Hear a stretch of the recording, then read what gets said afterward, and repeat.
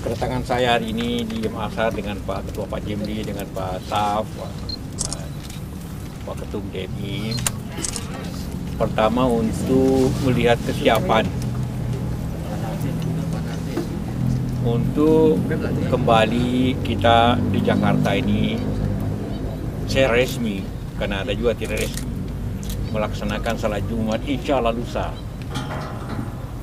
Ini setelah saya sebagai Ketua DMI berkonsultasi dengan Pak Presiden dan Pak Gubernur DKI bahwa apabila DKI besok tidak lagi memperpanjang PSBB, maka berarti ada perbaikan yang signifikan di DKI dan juga daerah-daerah lainnya.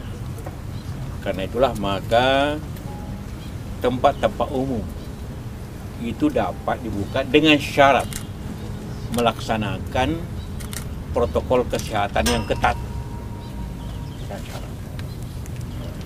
Nah, setelah kita pelajari protokol kesehatan yang ketat itu, yang paling ketat itu dapat dilaksanakan justru di rumah ibadah, masjid, gereja dan sebagainya.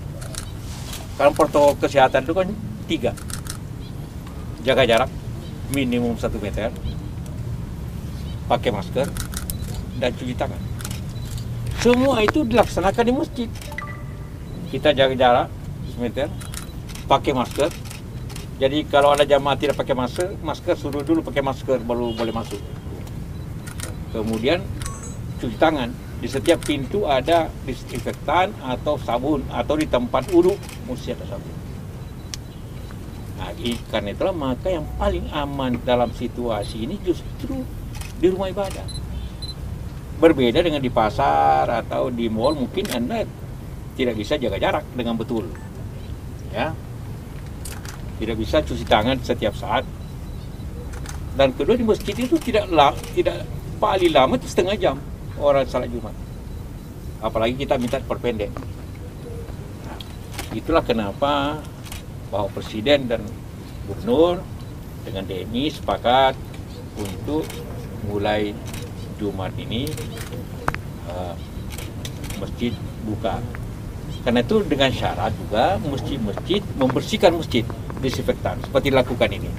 Kalau tidak bisa dengan semprotan, maka dibersihkan dengan apa yang telah kita bagikan dengan Wipol dan sebagainya, masjid-masjid itu di lantai.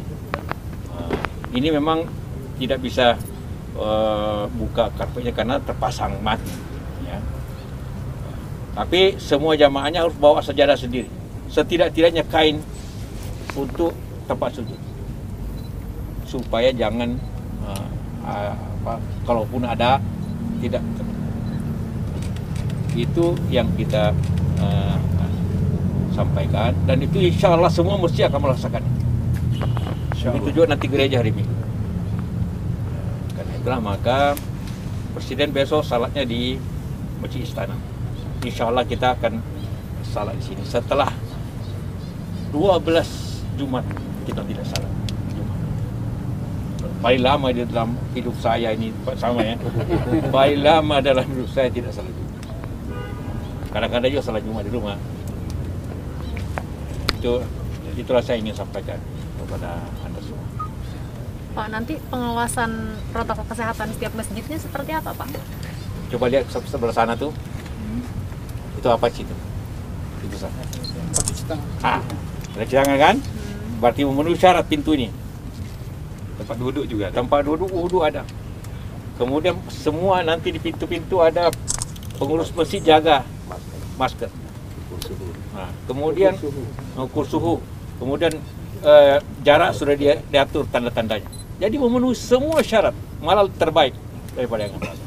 Kalau untuk jamaahnya maksudnya, Pak, jamaah yang datangnya agar mengikuti protokol kesehatannya gitu, Pak? Iyalah, ini dijaga. Iya kan 3 hal saja. Protokol saya cuma 3 sederhana, tidak berlebihan. You pakai masker masuk, you cuci tangan, you jaga jarak. Cuma itu. Tidak ada yang rumit-rumit amat sebenarnya aturan itu. Insyaallah jamaah siap. Menegaskan aja Pak, nanti kalaupun nanti pas tanggal 4 itu diperpanjang lagi sama DKI Jakarta, akankah tetap dibuka atau seperti apa? Ya kalau tidak diperpanjang berarti masih ada bahaya. Jadi syaratnya itu tidak diperpanjang. Itu. Berarti tetap menunggu besok gitu Pak? Ya, sama dengan ini dan juga daerah lain. Nah, tapi daerah yang sudah aman dari 120 wilayah itu silakan. Tentu kita harapkan juga pengurus masjid melaporkan hal ini ke lurah masing-masing. Karena ada Menteri Agama minta itu ya, Pak. Kami mengajukan, sudah mengajukan. Sudah mengajukan, ini sudah mengajukan ke lurah masing-masing. Dan tapi semua presiden gubernur sudah membolehkan. Termasuk Itu minta izin sudah ke lurah. Dan juga lah. termasuk ke di wilayah yang zona merah gitu Pak? Kalau zona merah tentu sesuai pertimbangan wilayah masing-masing. Ya. Kalau lurahnya atau gugus tugas itu berbahaya, tentu silakan sholat Jumat tempat lain. Oke Pak. Pak, untuk durasi pelaksanaan sholat Jumatnya kan tadi udah Bapak diusahakan untuk bisa lebih dipersingkat, itu seperti apa nanti mekanismenya Pak? Ya sebenarnya sholat Jumat itu Islam itu pendek-pendek itu. Tapi ini antara khotbahnya mungkin seperempat jam, salatnya kira-kira 7 menit. Nah, setengah jam lah. Setengah jam. Tidak lebih dari gitu Pak. Ya, Ya. setengah jam ya. Kurang dari setengah jam malah. 25 menit. Cukup. Ya. Jangan antri tempat sandal agar antri dengan betul. Kalau ambil salat. Dijaga Pak ya. Oke Pak. Pak, kan dimungkinkan sholat Jumat itu 2 gelombang Pak ya. Ya. Nanti di Al-Azhar sendiri 1 gelombang atau 2? Dan bagaimana DMI memandang sholat 2 gelombang itu Pak? 2 gelombang itu sudah difatwakan oleh MUI DKI Polri.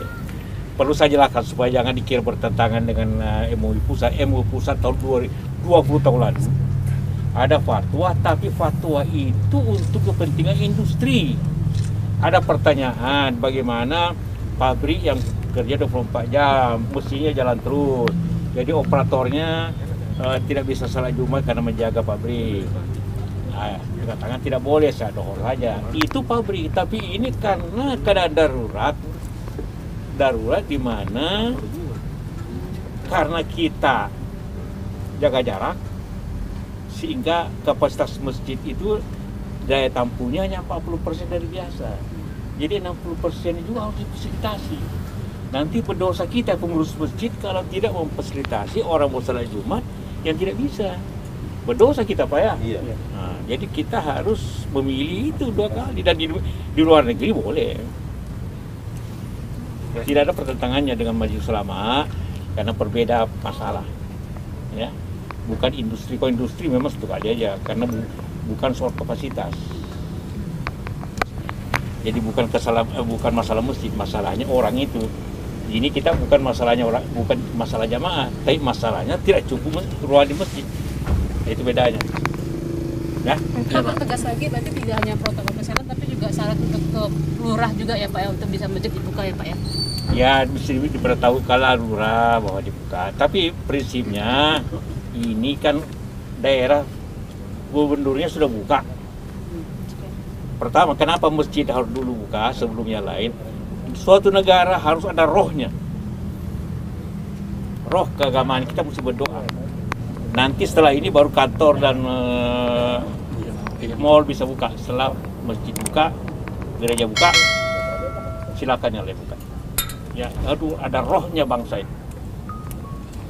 Buat apa kita peringati 1 Juli Pancasila kalau kita tidak melaksanakan yang tertinggi ketuhanan yang Maha Esa.